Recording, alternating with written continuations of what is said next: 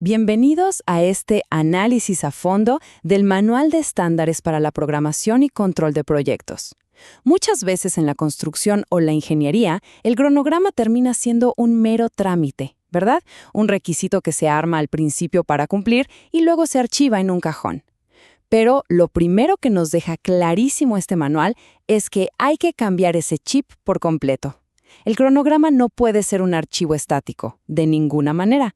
Tiene que ser una herramienta viva, absolutamente dinámica, diseñada específicamente para tomar decisiones pesadas con datos reales en la mano. Y esto nos pone frente a una pregunta dura pero necesaria. ¿Ese cronograma refleja de verdad la realidad o es solo un dibujo súper optimista? Este es el dolor de cabeza de casi todos los equipos de proyecto. Cuando reportar avances se vuelve una cuestión de «yo creo que», o cuando dejamos que el software calcule todo en piloto automático, ahí el cronograma deja de ser una ciencia y se vuelve una obra de arte sin sustento. La única forma de salir de ese caos y tener claridad total es implementando estándares técnicos, pero estándares que sean de verdad, rigurosos y sin zonas grises. Para entender cómo lograrlo, nuestra agenda de hoy va a cubrir 4 grandes pilares. 1.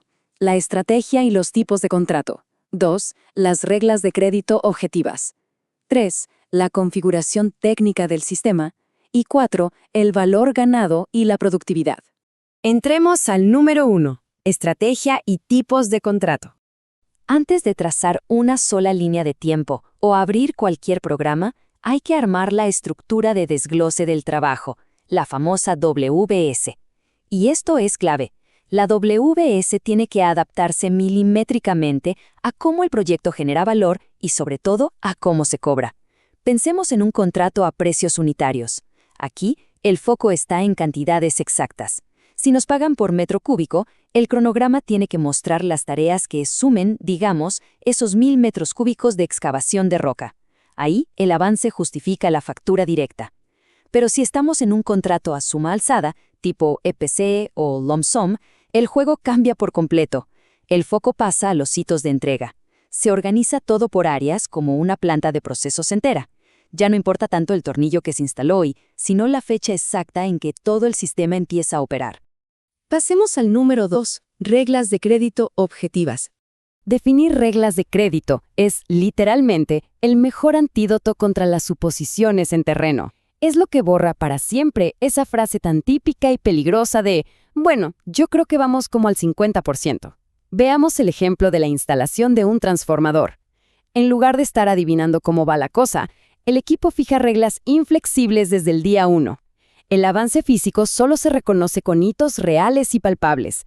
10% cuando el equipo llega y se revisa en el sitio. 40% extra cuando ya está montado en sus fundaciones. Un 30% más cuando se termina de conectar todo el cableado, y el último 20% queda secuestrado única y exclusivamente para las pruebas finales. Es blanco o negro, cero margen para el optimismo injustificado. Ahora vamos al número 3, configuración técnica del sistema. Ya con reglas claras en terreno, toca meterse bajo el capó de los softwares de gestión, tipo Primavera P6 o el que sea que utilicemos. Y aquí la misión es una sola: quitarle el control a la máquina para devolvérselo a los ingenieros. El manual es súper específico con las casillas que hay que desmarcar sí o sí. Primero, nada de actualizar unidades cuando cambian los costos. Básicamente, si el acero sube de precio mañana, el esfuerzo físico de la gente no cambia, ¿cierto? Esfuerzo técnico por un lado, costo financiero por otro. Nunca hay que mezclarlos en automático. Y segundo, quizá lo más crítico de todo, prohibido dejar que el software asuma el avance de unidades y costos reales basándose solo en el porcentaje de tiempo que ha transcurrido. Para que veamos el peligro gigante de ese piloto automático, imaginemos una tarea de 10 días que requiere 100 horas hombre en total. Si estamos en el día 5, un software automatizado diría, pasó la mitad del tiempo, entonces ya llevan 50 horas gastadas. Pero, ¿y si hubo un problema enorme en terreno y solo pudieron trabajar 20 horas de verdad? Si dejamos la opción automática encendida, el sistema nos esconde ese problema bajo la alfombra. Al apagarla, nos vemos obligados a meter el dato crudo. Solo 20 horas reales. Y, ¡boom!, salta a la vista que hay una pérdida de productividad brutal que la gerencia tiene que atender de urgencia. Para amarrar esta precisión, el estándar pide a gritos usar la configuración de duraciones y unidades fijas. Hay un dicho buenísimo en la industria que explica esto a la perfección. 9 madres no hacen un bebé en un mes. Es tal cual. Si a una tarea atrasada le diéramos el doble de gente encima, el software no debería achicar el tiempo restante de forma mágica. Es el cerebro humano, el experto, quien debe evaluar si meter más personal realmente recorta el plazo o si, por el contrario, solo van a terminar estorbándose en terreno y perdiendo eficiencia. Otra cosa vital que hay que ajustar bajo el capó es cómo calculamos la ruta crítica. El estándar exige usar el camino más largo, o longest path, y no depender tanto de la holgura total. Pensemos en megaproyectos, donde hay 1000 calendarios distintos operando a la vez. Ahí, la holgura total puede ser una trampa tremenda. Una tarea te puede decir que tiene 0 días de holgura y ni siquiera ser verdaderamente crítica. El longest path, en cambio, traza la cadena ininterrumpida que, si se llega a caer tan solo un día, te empuja sin piedad la fecha de entrega de todo el proyecto. Es la representación más honesta del riesgo real. Pero claro, para que ese camino más largo funcione, la red tiene que estar sumamente sana, tiene que comportarse como un ecosistema vivo que respira ante los cambios, y eso exige reglas de conectividad estrictas. 1. 0 actividades huérfanas. Toda tarea tiene que tener una razón de existir, o sea, una predecesora y una consecuencia directa, una sucesora. 2. Prohibidísimos los famosos leads o adelantos negativos, porque destruyen toda la lógica de causa y efecto. Y 3. Si algo tiene que empezar antes de que termine lo anterior, la forma correcta es usar una relación de comienzo a comienzo, agregándole un retraso positivo. Así de simple y ordenado. Y así llegamos al número 4, valor ganado y productividad. Aquí es donde un cronograma, ya bien alimentado, brilla de verdad. Si integramos el progreso físico con métricas financieras usando la metodología del valor ganado, tenemos una herramienta analítica increíble. Pero claro, siempre salta el tema de la confidencialidad de la nómina, de los sueldos. Bueno, el manual nos trae un estándar de la industria que es una genialidad: la tarifa de $1 por hora hombre. Simplemente se le asigna $1 simbólico a cada recurso en el sistema. Así, podemos aplicar todas las fórmulas financieras de desempeño productivo sin exponer ni un solo centavo de los salarios reales de nuestro equipo. Bajemos esto a las matemáticas para ver el impacto. Pensemos en una tarea presupuestada en 500 horas hombre. Con nuestra nueva regla, el presupuesto base o budget será de $500 simbólicos. Si gracias a nuestras reglas de crédito tan estrictas reportamos un 50% de avance físico indiscutible, nuestro valor ganado o earned value es de $250. Excelente.